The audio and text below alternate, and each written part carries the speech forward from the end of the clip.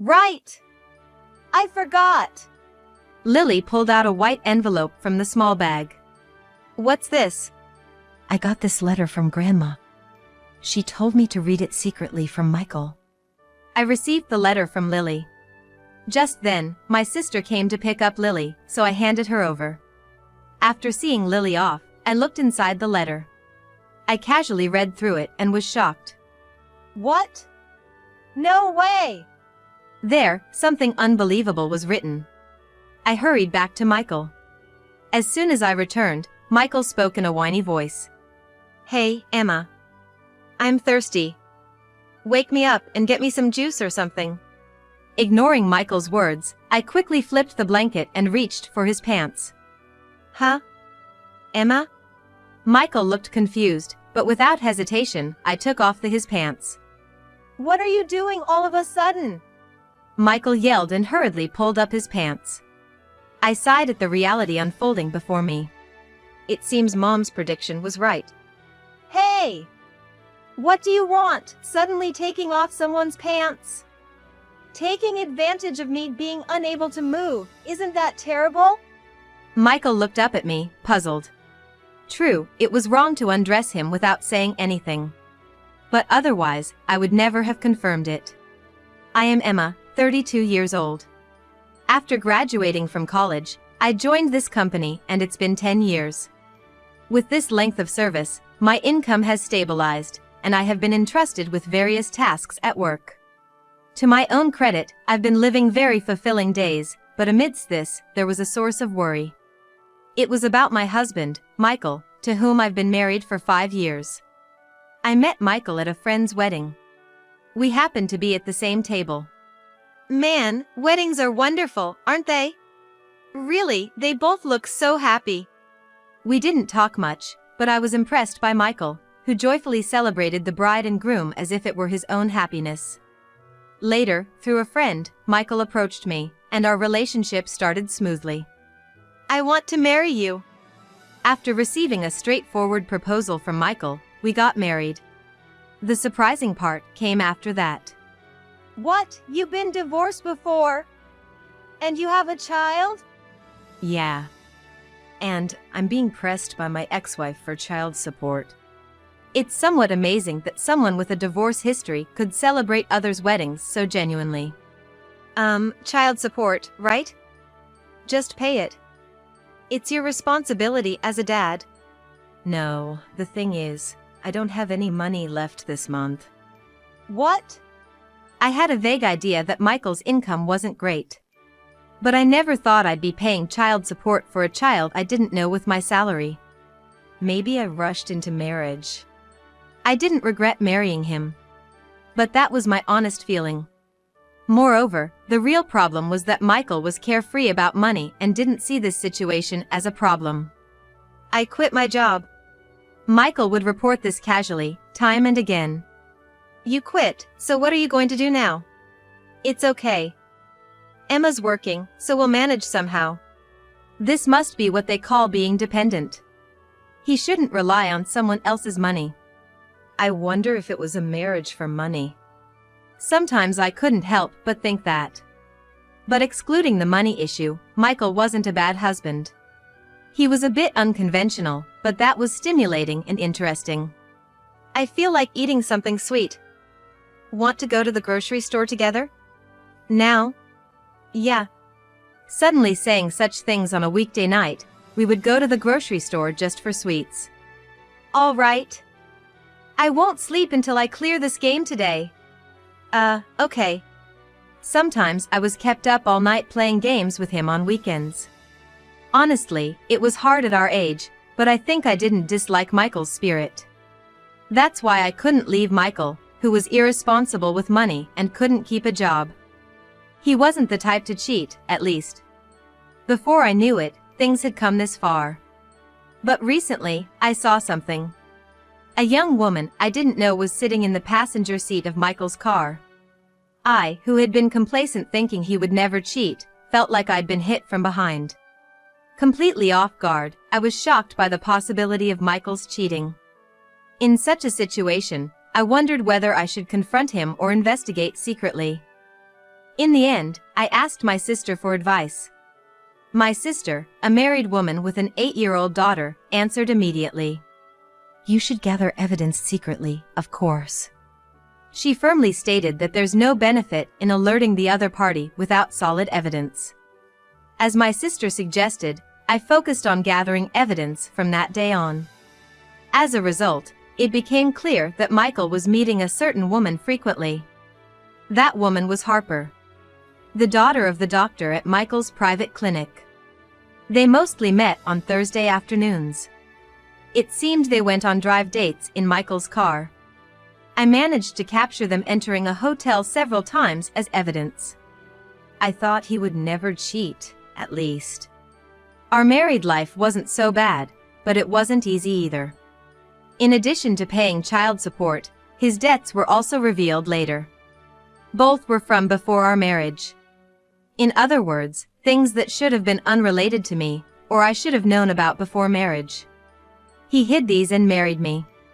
Wasn't it almost like being deceived? I sometimes thought. But the only pride I had was that he hadn't cheated. I never imagined that even that would be betrayed. I'll confront him with everything and leave. Michael, being carefree and self-paced as he is, probably doesn't suspect that I know. I'll surprise him for once at the end. I was searching for the right day to reveal everything. However, soon after, I received a shocking message from Michael. Sorry, I had an accident. I might not be able to move my body from now on. I left work and hurried to the hospital Michael mentioned. It was that clinic. Feeling anxious, I also called Mom to accompany me. Are you his wife? Please, this way. I never imagined meeting this person in such a situation. The person guiding us at the reception was Harper, Michael's affair partner. Seeing her face, which I had seen several times from behind or in profile, directly like this felt strange. As we were led to the room, Michael was lying in bed. Michael! Emma, you came. His voice and expression seemed energetic. Mom seemed to think the same, and we exchanged glances of relief.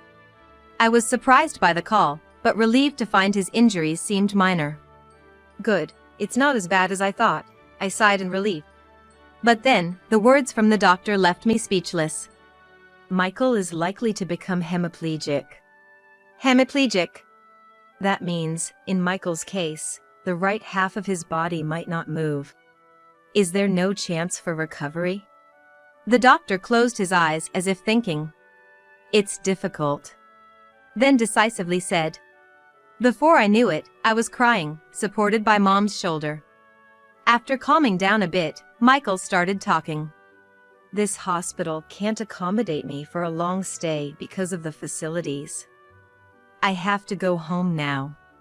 But what about thorough examinations? You still can't move your right side, right?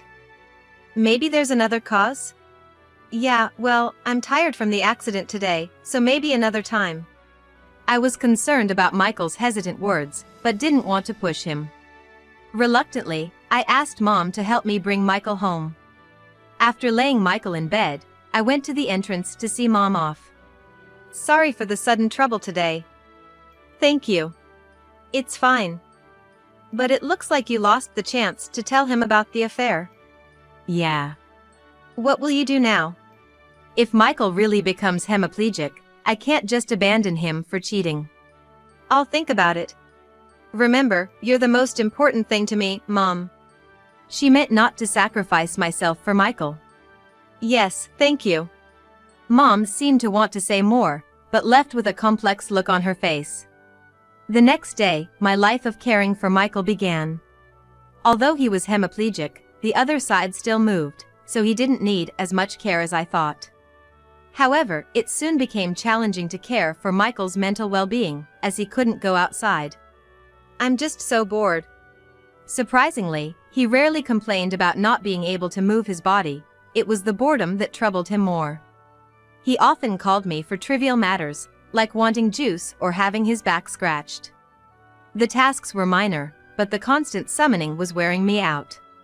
Then, my niece Lily, my sister's daughter, decided to visit our house unexpectedly. Lily and Michael barely knew each other.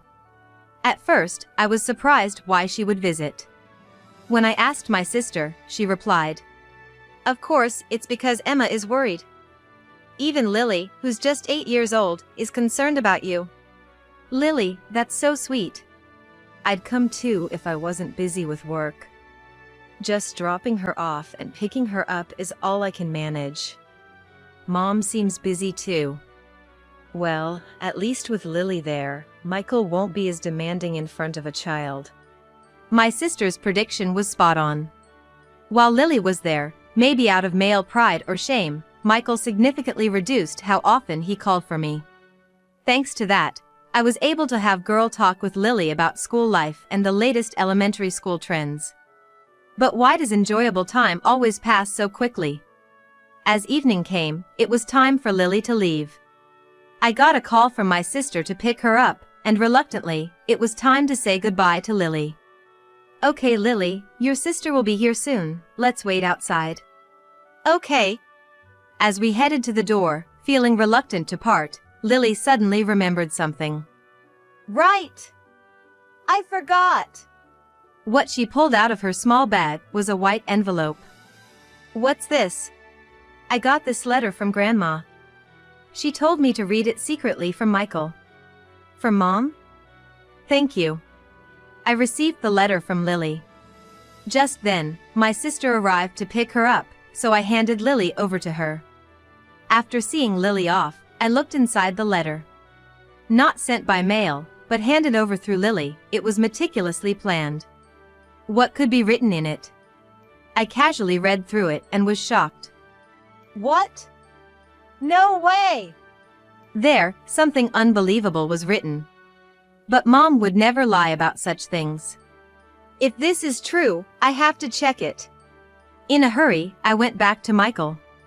As soon as I returned, Michael spoke in a whiny voice. "Has Lily left?" "Yes, her sister just took her home." "I see. Hey Emma, I'm thirsty. Wake me up and get me some juice or something." Ignoring Michael's words, I quickly flipped the blanket and reached for his pants. "What? Emma?" Then, without hesitation, I took off his pants. "What are you doing all of a sudden?" Michael yelled and hurriedly pulled up his pants. I sighed at the reality unfolding before me. "Looks like Mom's prediction was right." "Hey! What do you want by suddenly taking off someone's pants? Taking advantage of me being unable to move, isn't that terrible?" Michael looked up at me, puzzled. True, it was wrong to undress him without saying anything.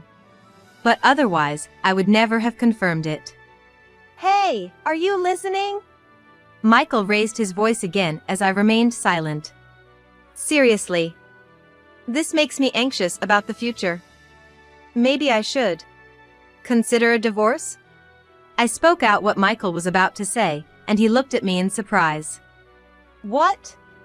Oh, you seem pretty happy about it. Your mouth is all relaxed." Michael covered his mouth in a flustered manner. "It's not like I'm happy. But, yeah, maybe you're right. With this body, I'll just be a burden, and maybe it's better for us to separate." Michael sighed heavily, depressed. "It doesn't bother me. I'll take care of you. We vowed in our wedding, right? In sickness and in health." "What? But, no." "And it's not all sad. At least we can talk like we used to. And most importantly, I don't have to worry about your affairs anymore." "What?" I smiled mischievously on purpose. "I never cheated." He averted his eyes, clearly lying. "It's fine. From now on, you can't move by yourself anyway. You won't be able to cheat anymore. Now, you're all mine." Michael let out a small scream and turned pale rapidly. "Emma, the thing is, I was planning to leave you." "It's okay. Leave everything to me from now on." "But I feel terrible about you." "Don't feel guilty. We're a couple, right?" Despite my smiling response, Michael trembled like a cornered deer. "But why don't you rest for now? I'll go prepare dinner. Michael couldn't say anything more. I left the room. Now, Michael must feel cornered. He would surely take some action. I had always thought Michael was truly hemiplegic. After all, he couldn't move, and there was a doctor's diagnosis. I wanted to have him checked at a larger hospital, but he refused. I understand now. Now I understand why he was so reluctant about the hospital and treatment. As soon as I left the room, I listened at the door. Left slightly ajar on purpose so Michael wouldn't notice. This way, I couldn't see inside, but I could hear everything Michael was doing. Help me. I'm in trouble. Soon, I heard him talking to someone. Probably on the phone. His voice was low, perhaps wary of me. That's why I was warned before bringing up divorce. To not leave. What should I do? Escape? That's impossible. I'm too scared. She must have found out about you and me. She's unusually persistent about infidelity. She must have known. I heard everything. It was clear now. Michael was talking to his affair partner, Harper. Please, help me. Say it's a call from the hospital, admit me to other hospital, or else Emma would do something to me. While Michael was pleading on the phone, I knocked on the door. Michael? Are you on the phone? Can I come in? Yeah, just a second, I'm hanging up. After waiting a moment, I entered, and Michael, paler than before, lay in bed. You look worse than before. Are you okay? Yeah. No, I feel sick. Can you take me to the hospital? Oh, that's serious. I'll call the hospital then. Thanks. His face showed deep relief. He thought he was escaping from me. But he was wrong. Now the real game begins. I'll expose everything about Michael and Harper at the hospital. When we arrived at the hospital, Harper was there to greet us. Michael, are you okay? Harper. Thanks. He feels sick. It's understandable after what happened. Harper smiled meaningfully, looking at Michael with a gentle gaze. Can I rest here for now? Maybe I need to be admitted. Making decisions without being a doctor. But Harper nodded and led us to a private room. We don't do admissions here. But I'll come and check on you when my father is free. Wait here until then. A few minutes later, Harper returned with a doctor. It was the same one who had seen him before. Harper's father, the clinic's chief. You're feeling unwell? Yes. The two exchanged awkward glances. As Harper's father reached for the stethoscope, I raised my hand. Let's stop the act, shall we? What? Michael, Harper, and Harper's father. All froze. Emma, what are you talking about? Ignoring Michael, I reached for his pants again and pulled them down forcefully. Hey! What are you doing? Michael hurriedly pulled his pants back up. I said it at home too, right? It's strange, isn't it? You're worried that I think you're hemiplegic and useless as a man? I see. You thought I was after your body. I misjudged you. Michael put on an exaggeratedly sad act. He had noticed to Harper and others' expression. Interested in your body? Unfortunately, I'm not as active as you two. What did you say? Anyway, you still haven't realized it? What? As Michael turned his head, Harper quickly whispered in his ear. Finally understood, Michael's eyes widened, and his mouth opened and closed in shock. No, this is, well. What do you mean by hemiplegic? You moved so quickly just now. Everything is already out in the open, isn't it? Why don't you stop this poor acting? Yes, Mom's letter contained just a few lines. I did some research, and it seems highly likely that Michael's hemiplegia is an act. Maybe it's a lie to break up with Emma? Why don't you try pulling down his pants and see his reaction? Following Mom's advice, this was the result. In a panic, Michael, who supposedly couldn't move his right hand, effortlessly pulled his pants back up himself. So, it was all an act from the beginning. No, it's just that.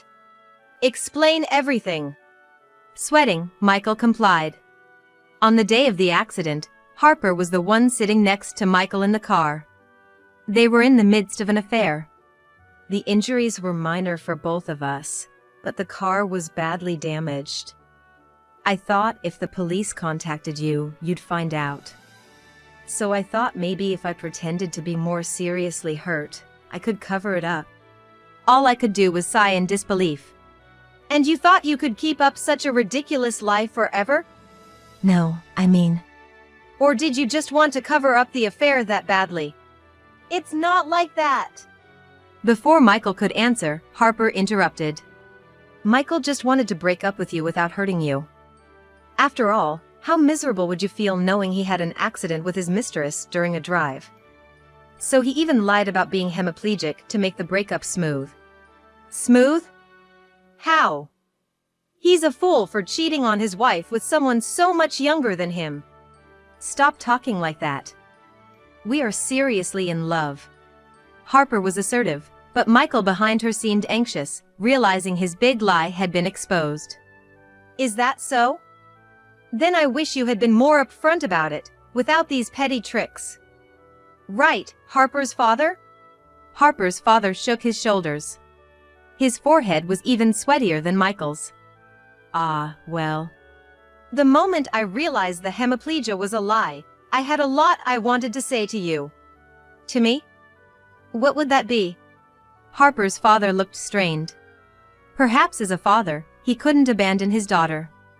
But as a doctor, he did something he shouldn't have. You gave in to your daughter's pleading, didn't you? How did you feel watching me break down? Don't you have any pride as a doctor? Wasn't it hollow to even forge a medical certificate? Harper's father seemed to gulp. He began to speak hesitantly. That wasn't a forgery, it was a diagnostic error. How could a perfectly healthy man be mistakenly diagnosed as hemiplegic? Was he trying to claim it was just a mistake, not a malicious forgery? Well, as for me, either way is fine. Fortunately, I have medical and legal professionals in the family, so I will consult with them. What? No! His complexion changed. Understandably so. For a private practitioner, reputation and word of mouth are crucial. If it became known that he dirtied his hands as a doctor for such a trivial reason as his daughter's affair, the clinic's reputation would plummet. Please, have mercy! There's no mercy here. I will discuss the details later through a lawyer. Thankfully, Michael seems well enough. Please, return to your work. He might not have been in the mood for work, but other patients were waiting. Nurses had been calling out. Yet Harper's father, who had been reluctant to leave, was finally forced out of the room by me. Left in the room were Harper, Michael, and me. In the quiet room, I reflected again. On the day of the accident, Michael was with Harper, cheating. After the accident, which happened near the clinic, they were treated there. Harper probably came up with the idea then. Could she keep Michael for herself? It's unclear if Michael had thought of divorcing me, but it seemed unlikely he would go this far just to cover up an affair. Harper probably persuaded him. For Michael, who always wanted to quit his job, being with a doctor's daughter, a wealthy title, was very attractive. Moreover, claiming to be hemiplegic could be an excuse to quit his job. But that was a hopeless idea from the start. I knew about Michael's affair with you even before the accident. I lost the opportunity to confront him in the confusion of the accident, but now that their lie is exposed, I can question them all I want. I have plenty of evidence. Well, I slowly looked at the two of them. Michael was sitting on the bed, and Harper stood beside him. I've been thinking about the future and I want a divorce. What? My suggestion seemed to surprise them. Michael and Harper looked at each other, astonished. Are you okay with divorcing? What else can I do? I've known about your affair for a long time. I've been preparing for this separation since the day I found out. Michael looked conflicted, while Harper's eyes shone. Then Michael and I can be together. We don't have to sneak around anymore. It seemed they had been discreet in their meetings, but to them, it was apparently still quite bold. Yes, you're free to do whatever you want after we divorce. But there are conditions. Conditions? Harper frowned in puzzlement. Yes. Don't worry, it's nothing major. First, I'll demand security for the divorce proceedings from both Michael and Harper. And in addition, no division of property. I'll take all the savings. That's all. Isn't that a bit unfair, Emma? Did you forget that I've been paying most of our living expenses for the 5 years we were married? I should have asked for more than just the savings. Michael, who has always been lazy, had trouble keeping a job, leading to unstable and low income compared to his peers. He was also a big spender, so he hadn't even finished paying off his debts from before our marriage. I know you've helped me, Emma, but I've been trying too. He seemed reluctant to give up all the savings. Michael stuttered. But then unexpected help came from the side. Michael, we've come this far, right? Don't worry about money. Dad's here, and I can handle it.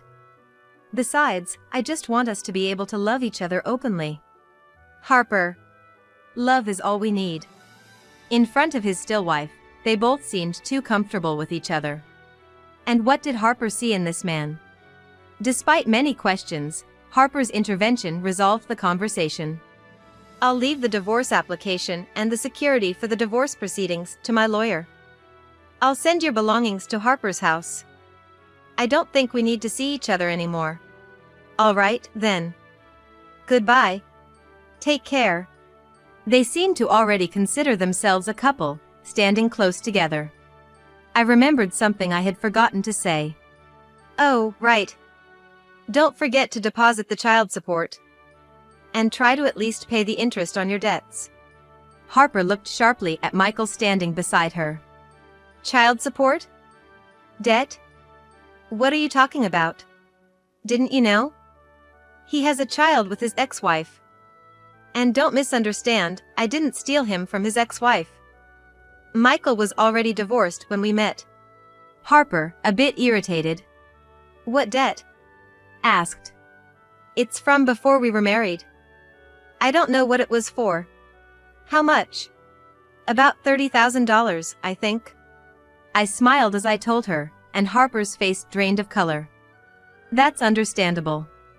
Paying security for the divorce proceedings, child support, and debts would be overwhelming. But you can work together to pay it off, right? Harper squared her shoulders, facing Michael. Michael. Yeah. Nodded vaguely. Lucky you, Michael, having such a positive Harper with you. You'll be motivated to find a job now. Find a job? Harper's eyes were empty. Yes. Because of this incident, Michael resigned. Now he's a proud unemployed man. No qualifications, so maybe full-time work might be tough, but as long as there's love, everything will be fine. Good luck. I heard Harper. There has to be a limit. Mutter. Harper was completely shocked, and Michael too was unsettled. Waving at them, I left the hospital. Afterward, my divorce was finalized smoothly. I was a bit concerned about the security for the divorce proceedings, but Harper's father paid it all for both of them. He probably feared I might slip up and reveal everything. Considering the potential damage to his reputation, he might have thought it was a small price to pay. With that, nothing stood in the way of Michael and Harper anymore. However, they didn't remarry immediately. Michael was eager. I want it to be right now. But Harper was. Well, I'm not sure. Hesitant. Moreover, there were frequent arguments between Michael, who never seemed to work, and Harper, who didn't want to register their marriage. Even if a man is thought to be a destined partner, hesitations are understandable if he's that useless. In my case, by the time I realized it, I had grown too attached. If not for that, I would have left him much sooner. Thankfully, I am now living a peaceful life for the first time in a while. Initially, I thought I might feel lonely. Despite his issues, Michael was good at being affectionate and entertaining. But once he was gone, it turned out to be quite a relief. No sudden demands for sweets, no forced all-night gaming sessions. Some might find that enjoyable, but it was too much for someone in their 30s. Now, I can relax and take care of myself, enjoying a life with more room to breathe. Constantly living on the edge for excitement is something I'm done with. From now on, I plan to live a life without overreaching or straining myself, just comfortably within my means.